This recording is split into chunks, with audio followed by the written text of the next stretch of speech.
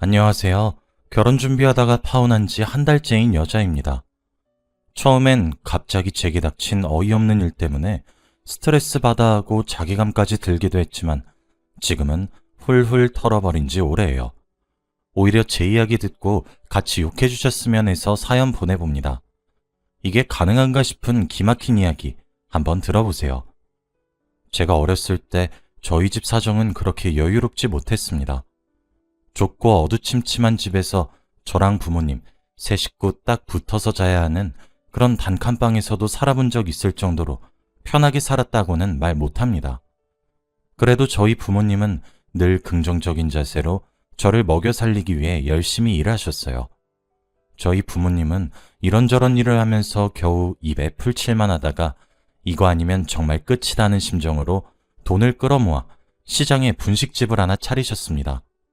2, 3천 원어치 떡볶이나 김밥, 튀김을 파는 일이라 수입이 엄청나진 않았지만 공사판 막노동이나 식당 허드렛 일을 하면서 돈 벌 때보다는 사정이 나아진 것 같았죠.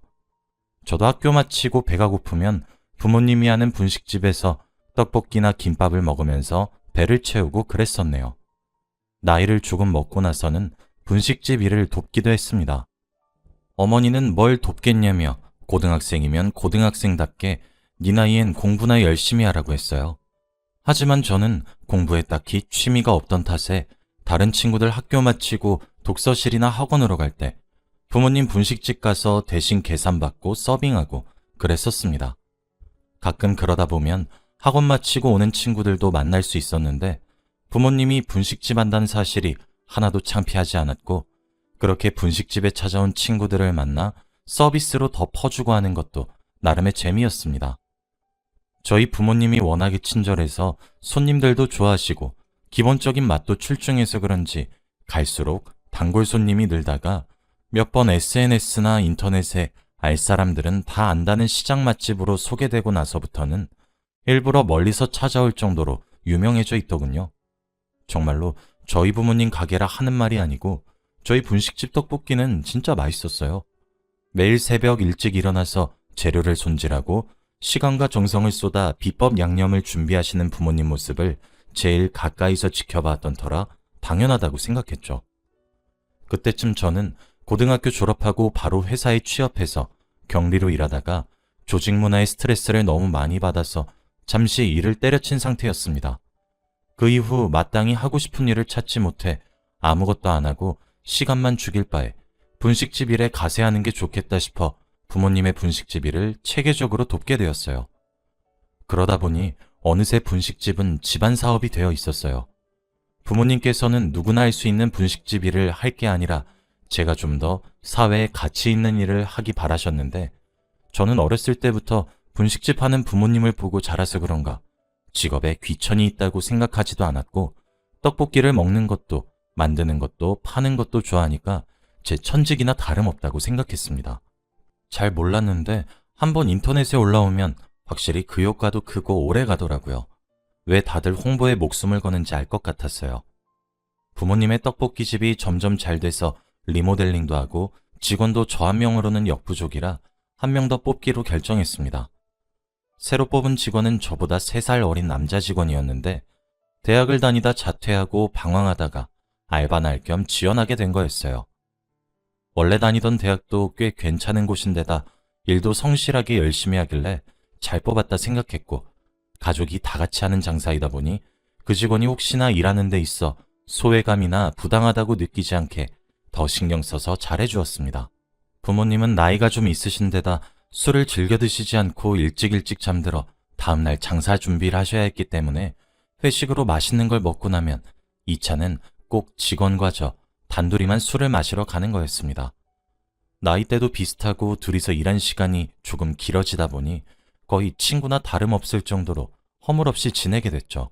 그 친구가 얼굴도 꽤 반반하고 말수는 적어 보여도 몸에 세심한 배려가 배어 있어서 그 친구랑 오래 같이 있다 보면 어라? 싶은 순간들이 꽤 있었어요. 저한테 호감이 있는 건지 아니면 그냥 친절해서 습관처럼 나오는 행동인 건지 헷갈리는 그런 것들이요. 하루는 2차로 둘이서 술 마시러 갔을 때 어쩌다 보니 제가 술을 너무 많이 마셔서 해롱해롱한 상태로 그 친구에게 물었습니다. 야, 너 나한테 왜 그러는 거야? 사람 헷갈리게. 좋아하지도 않으면서 사람 착각하게 만들면 재밌냐? 혀가 꼬부라져서 알아듣기도 힘들었는지 제 말을 듣고는 그 친구는 가만히 있더군요. 그러곤 다시 입을 열었습니다. 그런 거 아닌데. 착각하게 만든 거 아니고 진짜 좋아해서 그런 건데. 갑작스러운 고백에 깜짝 놀라 술이 다 깨는 것 같았어요. 알고 보니 자기도 전부터 저를 마음에 두고 있었지만 사장님들도 너무 좋으신 분들이고 잘못 마음을 고백했다간 저도 그렇고 저희 부모님이랑도 어색하게 헤어지게 될 것 같아 무서웠다네요. 저는 그렇게 저와 그 친구의 마음이 같다는 걸 확인하게 되었어요. 저희는 자연스럽게 연인이 되었고 저희 부모님도 평소 그 친구를 일도 잘하고 어른들을 공경한다며 좋게 보고 있던 터라 별 반대 없이 계속 함께 일하며 연애도 지속해오고 있었습니다. 이것도 어떻게 보면 일종의 사내 연애라 같이 일하는 데 있어서 오히려 방해되진 않을까 걱정했던 것도 사실이에요. 그런데 저나 그 친구나 공과 사는 뚜렷해서 연애는 연애, 분식집 일은 일대로 둘 다 충실할 수 있었습니다. 어째 니들이 연애하고부터 다들 일손이 더 빨라진 것 같냐? 사랑의 힘인가? 하면서 부모님이 저를 두고 깔깔 놀리기도 했어요. 연애 전에는 단순히 재밌고 일 잘하는 착한 사람 정도인 줄 알았는데 연애를 하게 되니까 남자친구의 몰랐던 점들을 많이 알게 되더군요. 저는 처음에 대학까지 갔다가 자퇴하고 지금은 나이가 조금 있는데도 분식집에서 직원으로 일하니까 남자친구 부모님이 자식 인생에 크게 관여 안 하시는 쿨하신 분인가 그렇게 생각했었습니다. 그런데 남자친구에게 별일 아닌 것처럼 물어보니 그게 아니더군요. 남자친구네 집은 저희 집이랑 반대로 어렸을 때는 잘 살았지만 자기 아버지가 사고로 인해 갑작스럽게 돌아가신 뒤로는 여태 어렵게 살고 있대요. 대학을 자퇴한 것도 적성에 안 맞는 공부를 비싼 등록금 내가면서까지 배울 필요를 못 느껴서였다고 털어놓더라고요. 홀어머니는 자기한테 거는 기대가 큰데 솔직히 남자친구는 그게 버겁다고 자기는 그냥 하고 싶은 거 하면서 살고 싶다고 말하더군요. 그런 사정이 있는 줄도 모르고 괜히 상처를 건드린 것 같아 남자친구에게 미안했네요. 시간이 지나 남자친구와 사귄 시간이 점점 쌓이고 서로 사랑하는 마음이 여전했기에 저는 지금 남자친구와의 결혼을 생각하게 되었습니다. 저도 나름대로 몇 년간 부모님 분식집에서 일해오며 모아둔 돈도 있고 다행히 분식집 일도 계속 잘 되고 있었기에 결혼한다고 했을 때 부모님 지원도 기대할 수 있을 것 같았어요. 제가 외동인데다 어렸을 적 부모님 맞벌이로 외롭게 자라서 그런지 사람한테 많이 의지하는 스타일이라 전부터 결혼을 빨리 해서 저만의 가정을 꾸리고 싶다는 로망이 있었어요. 남자친구에게 조심스럽게 말해보니 갑작스럽지만 솔직히 자기도 아예 생각 안 해본 건 아니라고 하더군요. 다만 모아둔 돈이 넉넉하지 않아서 이 상태로 결혼해도 될지 조금 마음에 걸린대요. 그런 남자친구에게 걱정 말라고 나도 돈 많이 모아놨고 너랑 결혼하는 거면 부모님이 지원 안 해주실 리도 없다고 계속 설득해서 저희는 상의 끝에 결혼을 결심하게 되었습니다. 예상했던 대로 저희 부모님은 굉장히 기뻐하시면서 그래 범진년이면 저 고집쟁이 누가 데려가 하셨죠.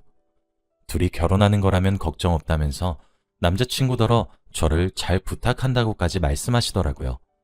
게다가 뜻밖의 기쁜 소식도 전해 들을 수 있었습니다. 분식집이 워낙 유명해져서 분식집을 프랜차이즈화 하자는 계약이 들어왔대요. 부모님의 분식집이 어엿한 상호도 생기고 체인 사업으로 확장하게 되는 거였죠.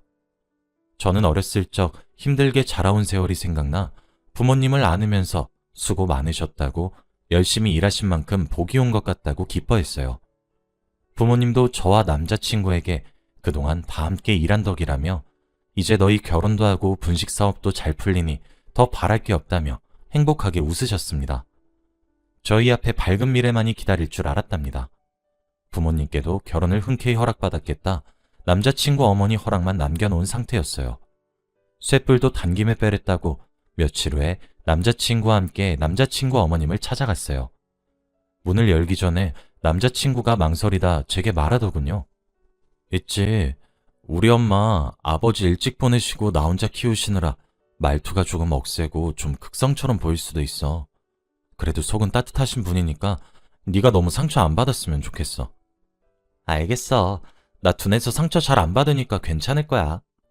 전에도 남자친구가 엄마가 자기한테 거는 기대가 커서 부담스럽다고 말한 게 기억나서 저는 저대로 각오하고 남자친구 어머님을 뵈었습니다.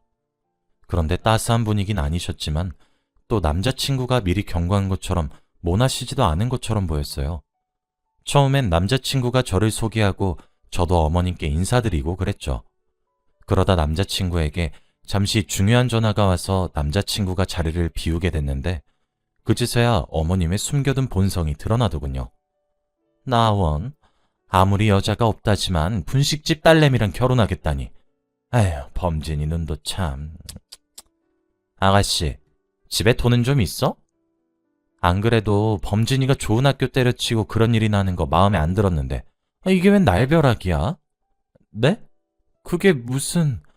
남자친구가 나가자마자 눈빛이 확 돌변하시더니 저를 위아래로 훑으시면서 혀를 끌끌 차시더라고요. 아직 상황 파악이 안 돼서 다시 되물으려는데 그때 남자친구가 다시 돌아왔습니다. 아, 엄마 미안해요. 잠깐 중요한 전화가 와서. 그래 범진아. 어디서 이런 아가씨를 다 만나서는 벌써 결혼을 한다고. 잠시 얘기 나눠보니까 애가 참하고 예의도 발라. 엄마는 네가 좋다면 다 좋다. 남자친구가 돌아오니 또 언제 그랬냐는 듯 인자하게 웃으시더라고요. 뭔가 쎄한 기분이 들었지만 이걸 남자친구에게 말해도 믿을 것 같지도 않고 그때만 해도 이런 일로 남자친구와의 결혼을 재고하긴 싫어서 그냥 별일 아니라 치고 넘어갔습니다. 남자친구도 모아놓은 돈이 얼마 없었던 데다가 저도 부모님 돈을 많이 끌었으면서까지 성대하게 결혼식을 올리고 싶은 마음은 없었기에 저랑 남자친구가 모아놓은 돈 50%에 저희 부모님 지원 50%에서 적당한 아파트 한 채를 신혼집으로 하기로 상의받습니다.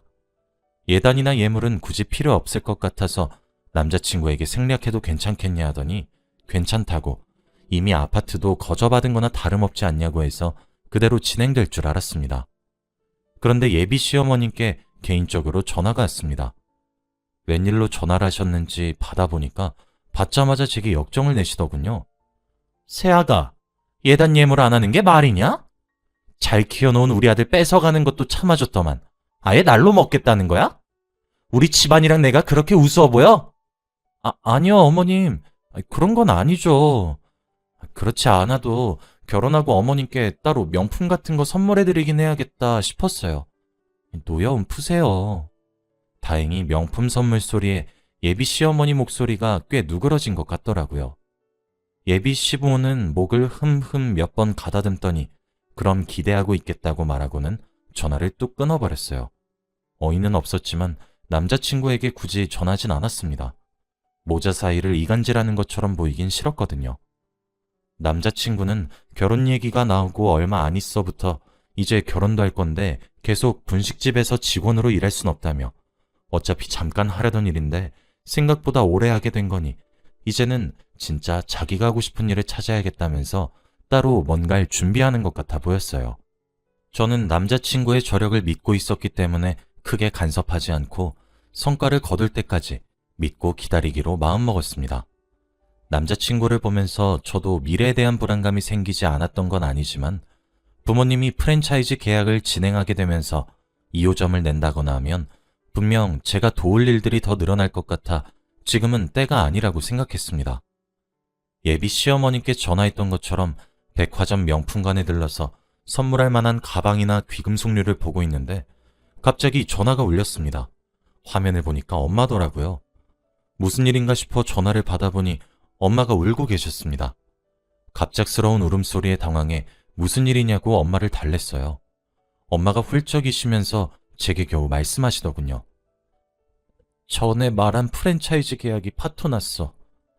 아버지 충격 먹으시고 쓰러져서 지금 응급실이야. 그렇지 않아도 계약 진행한다고 대출 받아놓은 것도 있는데 우리 어쩌면 좋니?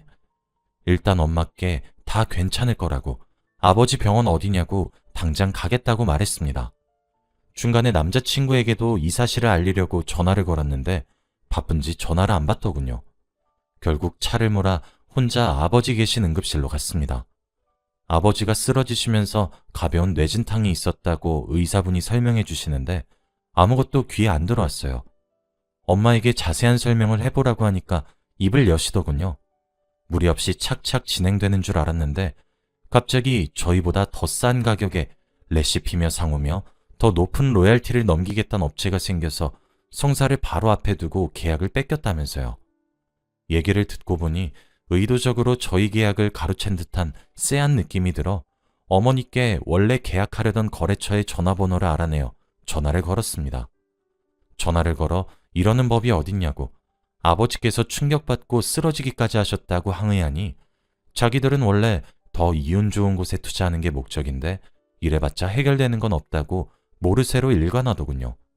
분통이 터져서 그러면 새로 계약한 업체 대표가 누군지만이라도 알려달라고 했습니다. 거래처랑 말이 안 통하니 새로 계약한다는 업체랑 얘기해서 계약을 철회해달라고 부탁해볼 작정이었어요. 제가 끈질기게 캐물으니 알아서 하라며 제게 번호를 알려주더군요. 간호사분께 메모용지와 볼펜을 빌려 들리는 대로 써내고 있는데 뭔가 이상했습니다. 번호가 익숙했어요. 아니, 그냥 아는 번호였습니다. 다름 아닌 제 남자친구 번호였어요. 이게 어떻게 된 일인가 싶어 이 번호가 확실하냐 물으니 그럼 달리 틀린 번호를 알려줬겠냐며 확실하다고 하더군요. 전화를 끊고 멍하니 남자친구의 번호를 바라만 봤습니다. 이게 대체 어떻게 된 일인지 얘기는 들어봐야겠다 싶어서 남자친구에게 전화를 걸었습니다. 안 받더군요. 문자로 오늘 있었던 일과 계약에 대해 짧게 써서 보내놓으니 그제서야 전화가 왔습니다. 혹시 몰라 통화 녹음 버튼을 누른 채로 전화를 받았습니다. 여보세요? 벌써 알아차렸네. 난 네가 좀 더 늦게 알게 될 줄 알았는데. 내가 전해 들은 게 전부 사실이야? 네가 우리 아버지 계약 가로채 갔어? 어떻게 한 거야? 아니, 대체 왜 그랬던 거야? 너도 참 순진하게 요즘 세상에 남한테 레시피를 다 알려주면 어떡해? 네가 알려준 너희 가게 레시피 덕분에 나나 우리 엄마나 팔자 피게 돼서 결론적으로 고마운 일이지만 혹시 몰라 말하는 거지만 그래도 오해하지 마. 나도 너 좋아하긴 했어. 근데 너보단 돈이 더 좋았던 거지. 당연히 가족이나 다름없다고 생각해서 저희 가게의 비법 양념장 레시피를 남자친구에게도 알려줬었는데 이게 화근이 될 줄 누가 알았겠습니까? 남자친구가 레시피를 베껴서 저희 계약을 홀라당 가로챈 게 맞았어요. 병상에 누워 계신 아버지와 엄마께 이 사실을 알리니 눈물을 보이시며 분통해 하셨습니다. 저도 충격이 이만저만이 아니었어요. 하지만 누워 계신 아버지를 보고 정신을 차렸습니다. 부모님 분식집 레시피를 이런 식으로 뺏길 순 없었습니다. 다행히 아버지가 업체와의 계약을 앞두고 혹시 몰라 가게의 레시피랑 상호명을 전부 지적재산권으로 등록해 두셨대요. 그 길로 이 분야에서 유능한 변호사 사무실을 찾아가 소송 준비를 했습니다.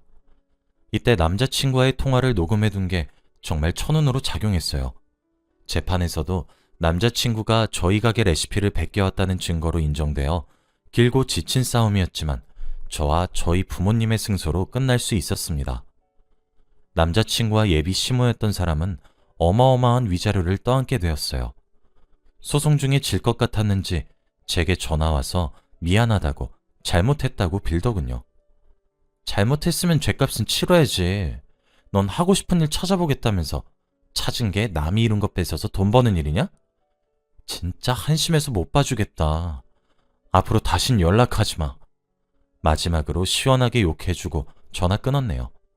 이후로 부모님과 저는 잠시 휴업한 뒤 그동안 열심히 일했던 거, 전 남자친구와 있었던 불미스러운 일을 잘 해결한 거 같이 축하할 겸 제주도로 길게 여행을 떠났습니다. 저를 위해 열심히 살아온 부모님이 한 번이라도 맘 편히 쉬었으면 해서요. 모든 일이 잘 풀려서 다행입니다. 제 사연 들어주셔서 감사합니다.